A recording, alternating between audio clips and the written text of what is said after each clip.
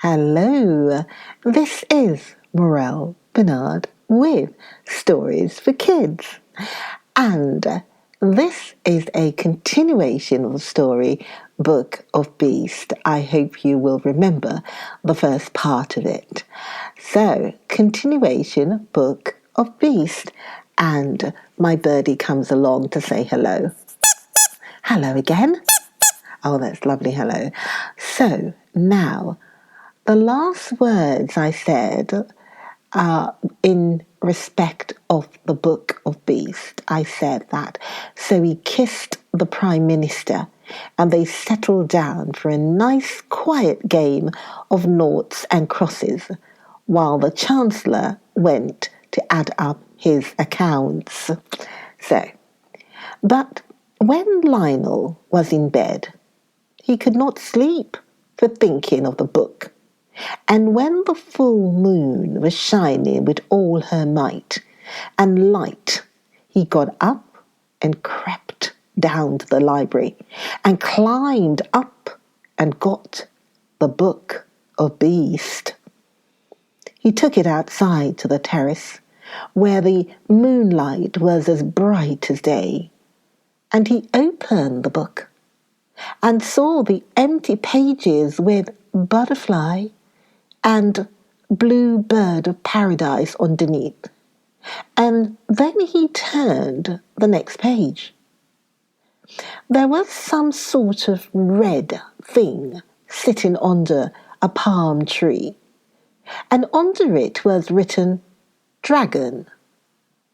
The dragon did not move, and the king shut up the book rather quickly and went back to bed. But the next day, he wanted another look, so he took the book out into the garden. And when he undid the clasp with the rubies and turquoises, the book opened all by itself at the picture with dragon underneath, and the sun shone full on the page. And then, quite suddenly, a great red dragon came out of the book and spread vast scarlet wings and flew away across the garden to the far hills. And Lionel was left with the empty page before him, for the page was quite empty except for the green palm tree and the yellow desert and the little streaks of red where the paintbrush had gone outside the pencil outline of the red dragon. And then Lionel felt that he had indeed done it. He had not been king 24 hours, and already he had let loose a red dragon to worry his faithful subjects' lives out. And they had been saving up so long to buy him a crown and everything. Lionel began to cry. The Chancellor and the Prime Minister and the nurse all came running to see what was the matter. And when they saw the book, they understood. And the Chancellor said, "You naughty little king, put him to bed, nurse, and let him think over what he's done." "Perhaps, my lord," said the Prime Minister, "we'd better first find out just exactly what he has done." Then Lionel, in floods of tears, said, "It's a red dragon, and it's gone flying away to the hills. And I am so sorry, and oh, do forgive me." But the Prime Minister and the Chancellor had other things to think of than forgiving Lionel.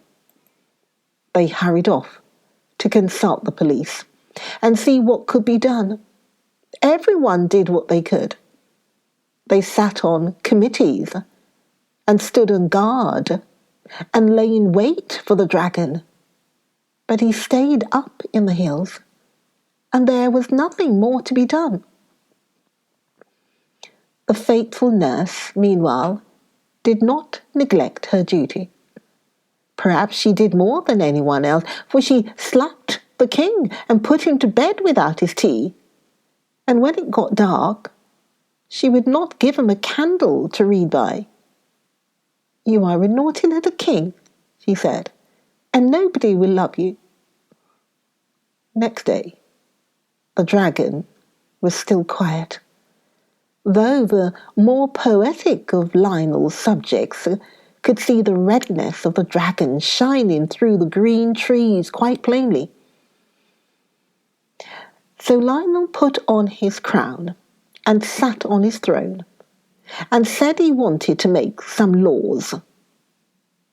And I need hardly say that though the Prime Minister and the Chancellor and the nurse might have the very poorest opinion of Lionel's private judgment, and might even slap him and send him to bed, the minute he got on his throne and set his crown on his head, he became infallible, which means that everything he said was right, and that he couldn't possibly make a mistake. So, when he said, "There is to be a law forbidding people to open books in schools or elsewhere," well, he had the support of at least half of his subjects, and the other half, the grown-up half, pretended to think he was quite right. Then he made a law that everyone should always have enough to eat, and this pleased everyone except the ones who had always had too much. And when several other nice new laws were made and written down, he went home and made mud houses and was very happy. And he said to his nurse, "People will love me now. I've made such a lot of pretty new laws for them." But nurse said, "Don't count your chickens, my dear. You haven't seen the last of that dragon yet." Now, the next day was Saturday, and in the afternoon the dragon suddenly swooped down upon the common in all his hideous redness and carried off the soccer players, umpires, goalpost, ball, and all. Then the people were very angry indeed, and they said, "We might as well be a republic after saving up all these years to get his crown and everything."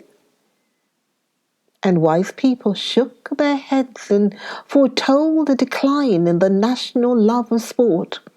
And indeed, soccer was not at all popular for some time afterward. Lionel did his best to be a good king during the week, and the people were beginning to forgive him for letting the dragon out of the book. After all, they said, soccer is a dangerous game, and perhaps it is wise to discourage it. Popular opinion held that the soccer players, being tough and hard, had disagreed with the dragon so much that he had gone away to some place where they only play cat's cradle and games that do not make you hard and tough. All the same, Parliament met on the Saturday afternoon, a convenient time for most of the members would be free to attend to consider the dragon. But unfortunately, the dragon, who had only been asleep, woke up because it was Saturday, and he considered the Parliament, and afterwards there were not any members left. So they tried to make a new Parliament. But being a member of Parliament had somehow grown as unpopular as soccer playing, and no one would consent to be elected. So they had to do without a Parliament. When the next Saturday came around, everyone was a little nervous. But the red dragon was pretty quiet that day and only at an orphanage. Lionel was very, very unhappy. He felt that it was his disobedience that had brought this trouble on the Parliament and the orphanage and the soccer players, and he felt that it was his duty to try and do something. Well, the question was, what?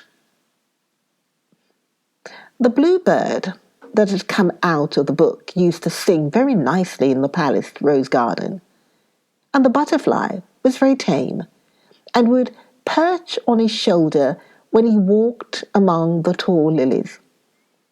So Lionel saw that all the creatures in the book of beasts could not be wicked like the dragon, and he thought, suppose I could get another beast out who would fight the dragon.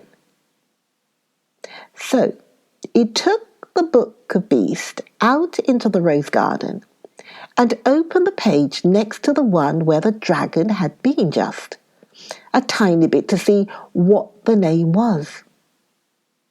He could only see Cora, C-O-R-A, but he felt the middle of the page swelling up thick with the creature that was trying to come out, and it was only by putting the book down and sitting on it suddenly, very hard, that he managed to get it shut.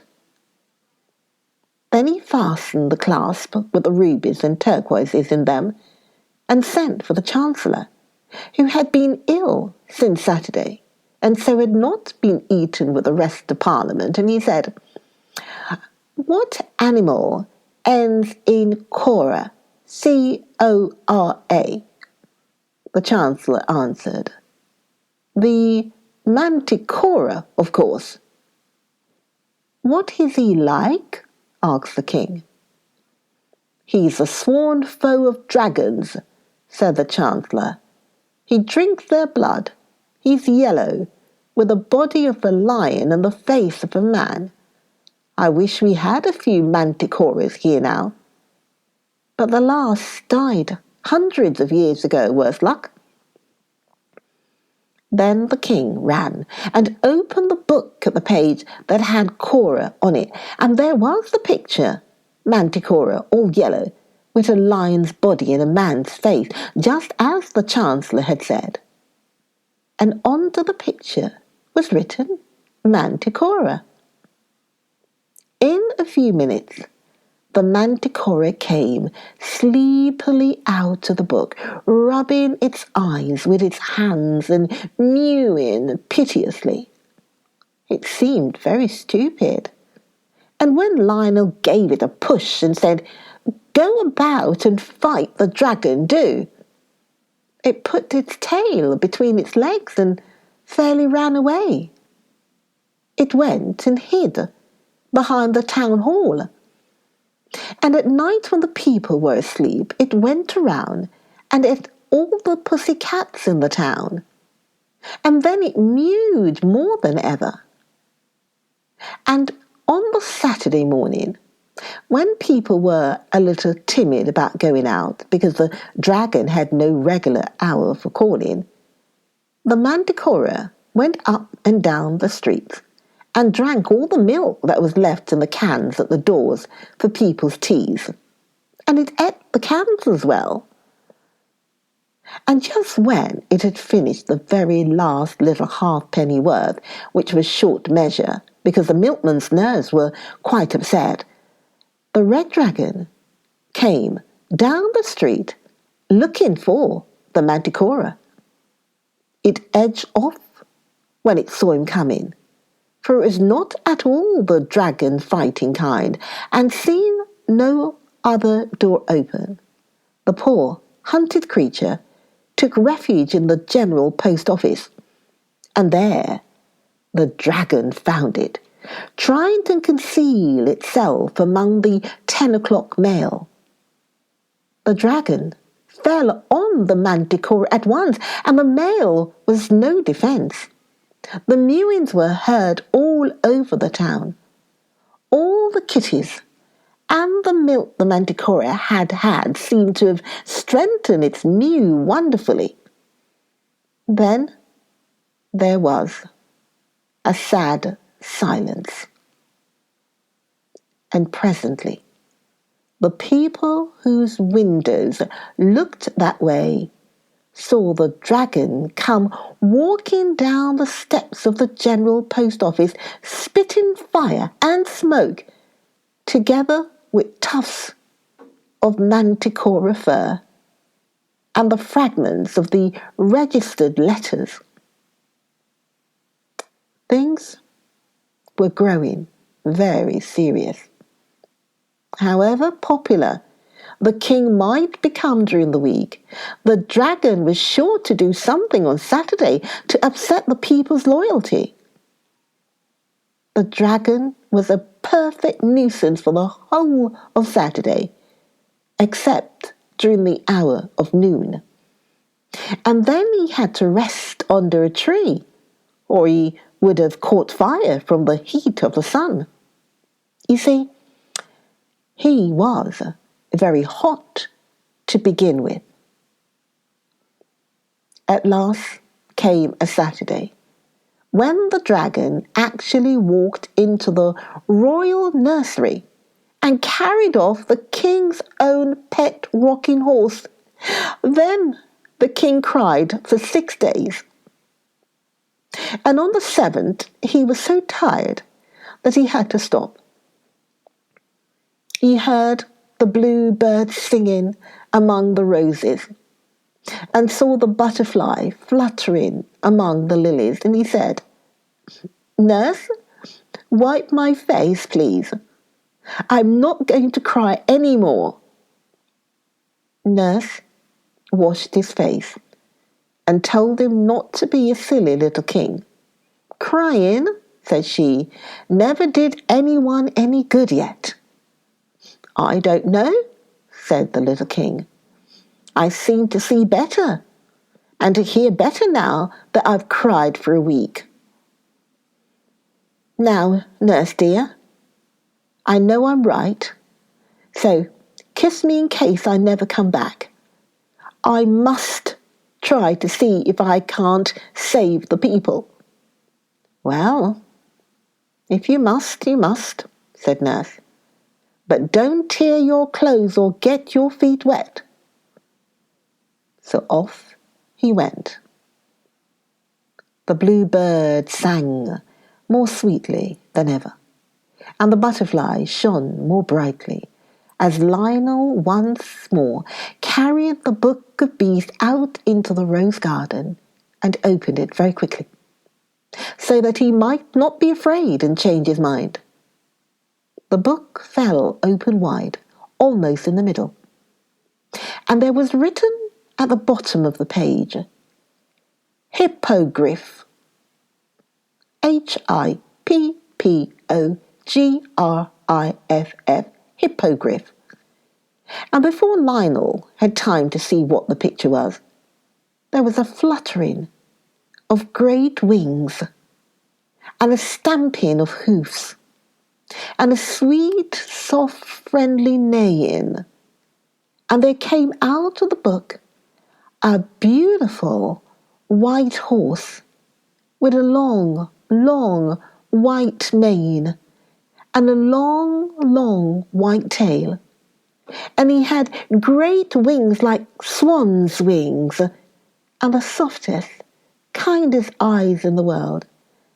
And he stood there among the roses. The hippogriff rubbed its silky, soft, milky white nose against the little king's shoulder. And the little king thought, "But for the wings, you are very like my poor dear lost rocking horse." And the blue bird's song was very loud and sweet. Then suddenly, the king saw coming through the sky the great, straggling, sprawling, wicked shape of the red dragon. And he knew at once what he must do. He caught up the book of beasts and jumped on the back of the gentle, beautiful hippogriff. And leaning down, he whispered in the sharp white ear, "Fly, dear Hippogriff, fly your very fastest to the pebbly waste." And when the dragon saw them start, he turned and flew after them, with his great wings flapping like clouds at sunset. And the Hippogriff's wide wings were snowy as clouds at moonrise. When the people in the town saw the dragon fly off after the Hippogriff and the king, they all came out of their houses to look. And when they saw the two disappear, they made up their minds to the worst, and began to think what they would wear for the court morning. But the dragon could not catch the Hippogriff.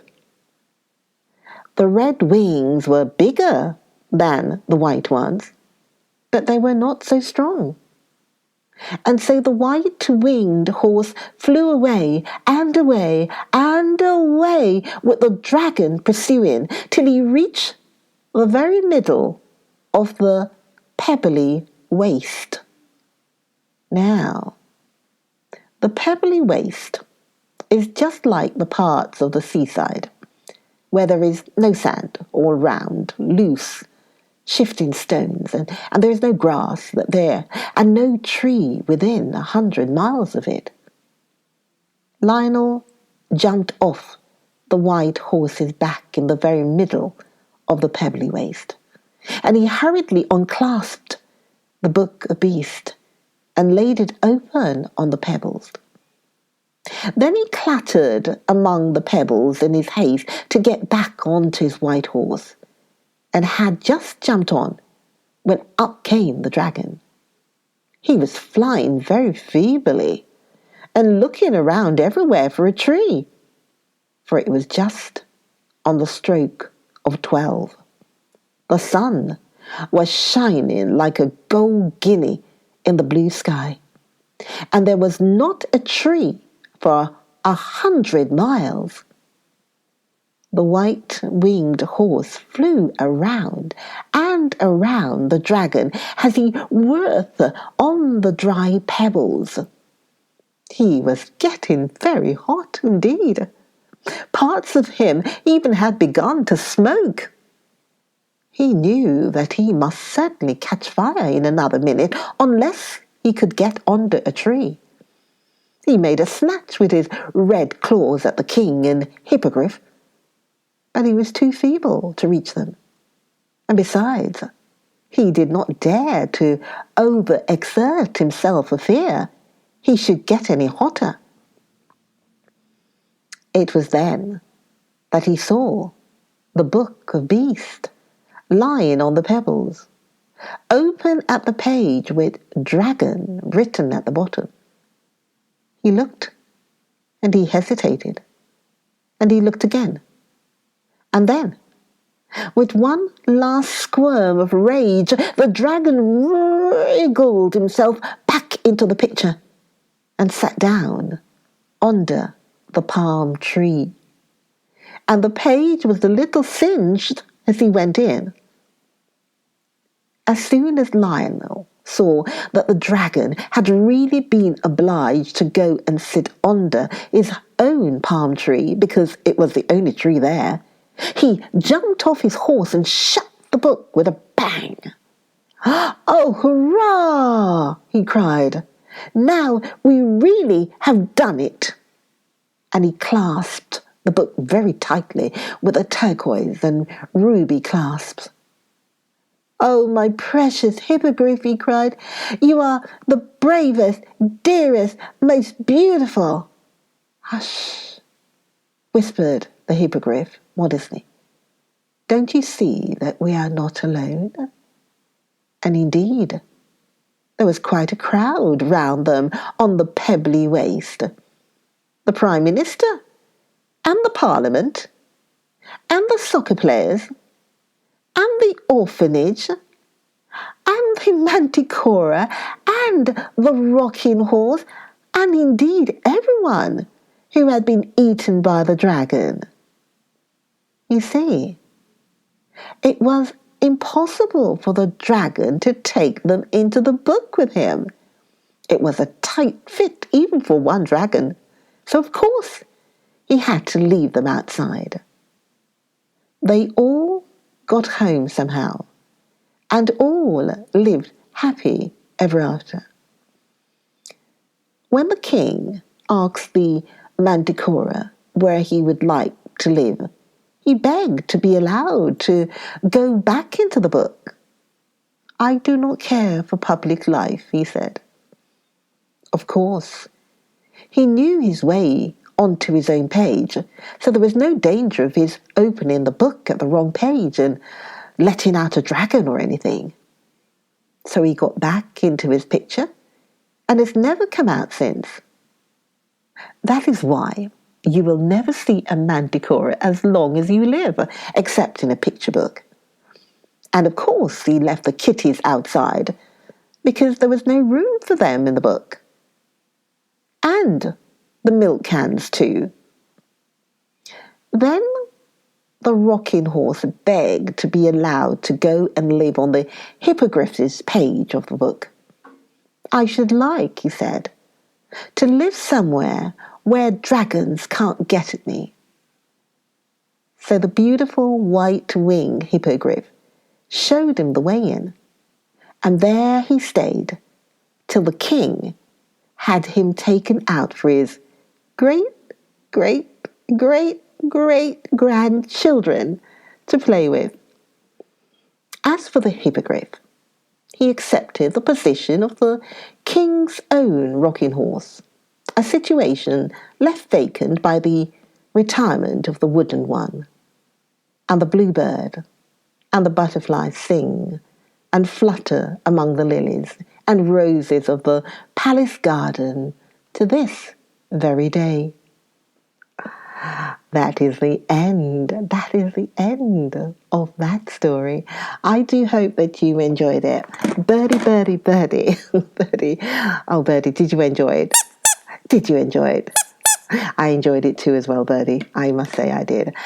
And so, all right, I will be back soon. Please listen out for the next video, next story. I'll see you soon. Okay, bye-bye. Be good. Bye-bye.